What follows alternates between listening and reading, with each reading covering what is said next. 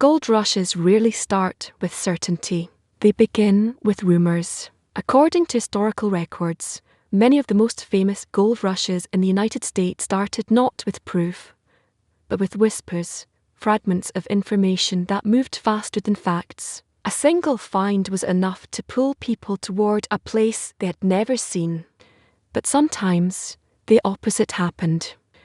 There were moments when gold was found, confirmed, and discussed, and yet a rush never came. People heard about it, reports circulated, samples were shown, and still nothing happened. Before we begin, if you enjoy calm, documentary-style stories about real treasure and history, consider liking the video and subscribing. It helps the channel more than you might think, and ensures these stories continue.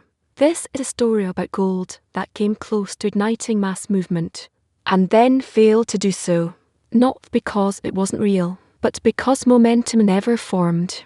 A gold rush is not triggered by gold alone. According to later historical analysis, a rush requires a specific alignment of conditions. Discovery is only one element. The rest exist above the ground. Information must travel quickly. The cost of arrival must feel manageable. The reward must seem immediate. And most importantly, people must believe that others are already moving. Gold rushes are collective decisions. By the late 19th century, these conditions became harder to meet. Transportation was more expensive. Mining knowledge was more widespread. Easy gold was largely gone. People understood risk better than they once had. Gold discoveries were no longer surprises in a naive world. They entered a skeptical one. In this environment, even confirmed gold could struggle to generate excitement. Assays mattered less than feasibility. Distance mattered more than rumor. And hesitation spread faster than enthusiasm. A rush requires belief, and belief had become cautious. The gold was there. The question was whether it was enough to move anyone anymore. The gold that almost started a rush was not discovered in mystery. It was found in places that made sense. According to historical records, many of these near-rush discoveries appeared in regions already shaped by earlier mining activity. Parts of the American West where gold was known, but assumed to be mostly exhausted. The terrain was familiar. The geology was understood. The methods required were not experimental. Assays confirmed workable quantities of gold. In some cases, the deposits were even richer than expected. On paper, these finds looked like the beginning of something. But context mattered. By the time this gold was found, surrounding regions had already experienced their rushes. Towns had risen and fallen. Infrastructure had been built and abandoned. People who once would have moved instantly had already been burned by earlier promises. The land offered gold. What it did not offer was novelty. Later, historical analysis shows that novelty played a critical role in earlier rushes. Newness created urgency. It made people believe they were early. These discoveries arrived too late for that illusion. They were measured not against possibility, but against memory. News of the discovery did not disappear. It circulated. According to contemporary accounts, information about these finds travelled through newspapers, mining bulletins, and word of mouth. Samples were shown. Reports were shared. Discussions took place in towns that understood exactly what gold meant. But the reaction was restrained. Instead of excitement, there was calculation. Instead of movement, there was delay. People waited to see who else would act first. Later historical analysis suggests that this hesitation was fatal to momentum. Gold rushes depend on the belief that time is running out. When everyone waits, that belief collapses. Each potential prospector assumed someone else would make the first move. Each investor expected clearer proof. Each community looked for signs of incoming traffic. None appeared. The news did not vanish, it stalled. And without early adopters, the discovery remained an idea rather than an event. Gold was present. Information was available. But belief never crossed the threshold into action. Hesitation was not caused by doubt. It was caused by experience. According to historical records, many of the people who heard about these discoveries had already lived through at least one failed rush. They knew how quickly optimism could turn into debt, isolation, and abandonment. Earlier rushes had taught them patterns. Gold announcements were often exaggerated. Earlier arrivals bore the highest costs. Late arrivals carried the losses. By the time this new gold appeared, that lesson was widely understood. People began asking different questions. How far was the site? Who controlled access? What infrastructure already existed? How many others were truly committed? Later historical analysis shows that these questions slowed everything down. Each answer reduced urgency rather than increasing it. Risk became visible before reward. Gold no longer spoke louder than memory. Instead of racing, people calculated. Instead of packing, they waited. And in waiting, they watched each other, expecting someone else to validate the decision. No one did. The rush needed belief to move forward. What it found instead was caution. Gold rushes do not always end with collapse. Sometimes they simply never begin. According to contemporary accounts, interest in these discoveries faded without a clear moment of failure. There was no announcement, no declaration that the rush was over. People just stopped talking about it. Newspapers moved on. Investors redirected attention. Prospectors chose safer opportunities closer to home. The gold remained where it was, unchanged. Later historical analysis suggests that this kind of ending was more common than history remembers. Many potential rushes dissolved not because they were disproven, but because they were outcompeted by certainty elsewhere. Momentum is fragile. It requires constant reinforcement. Once doubt enters, silence spreads quickly. Without visible movement, even confirmed discoveries lose their pull. The rush did not fail. It evaporated. Gold stayed behind, not as a lost treasure, but as an opportunity that never crossed the line into action. When a gold rush fails to begin, it leaves a different kind of trace. There are no boomtowns, no mass graves, no legendary fortunes or disasters.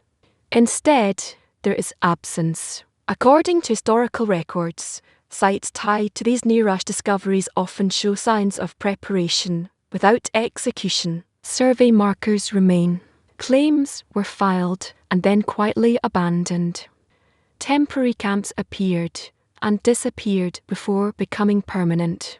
The gold itself was never removed. What was left behind was intention. Later historical analysis suggests that these places became physical reminders of decisions not taken.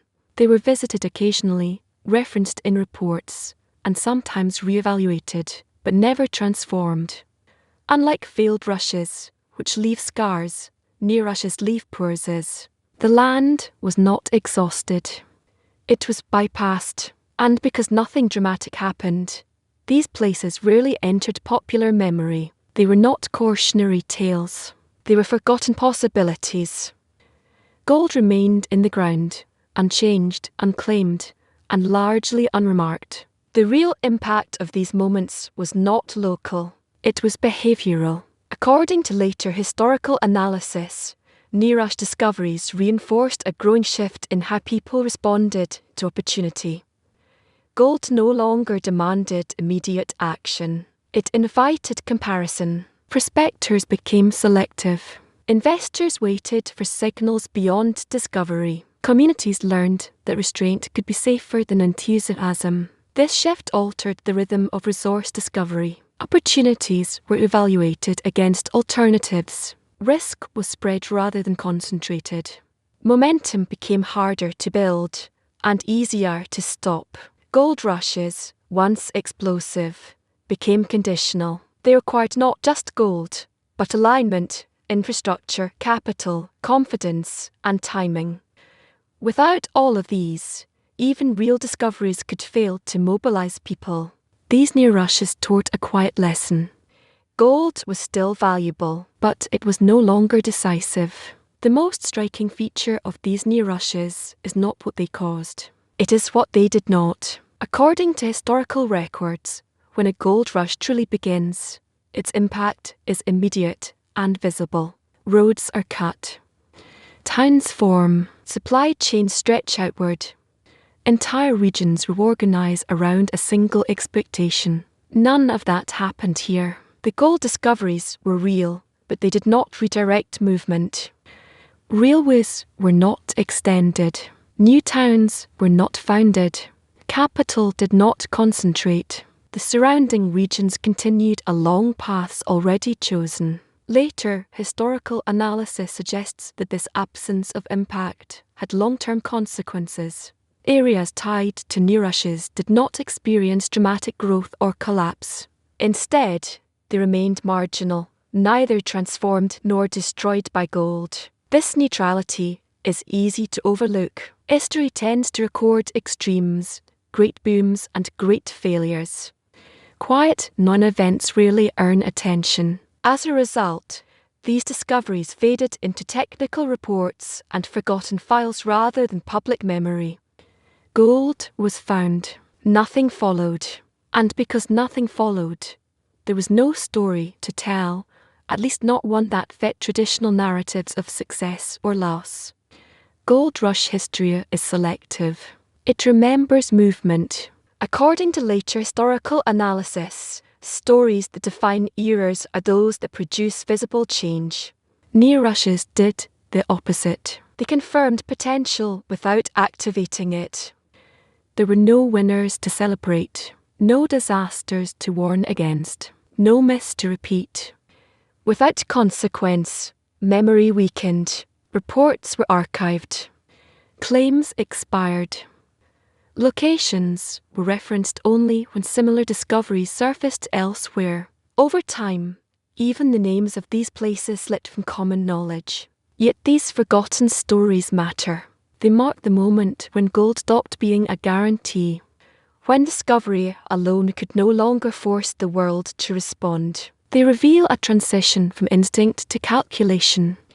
Gold rushes did not end in a single moment. They thinned out, and these near rushes show exactly how that happened, not through collapse, but through restraint.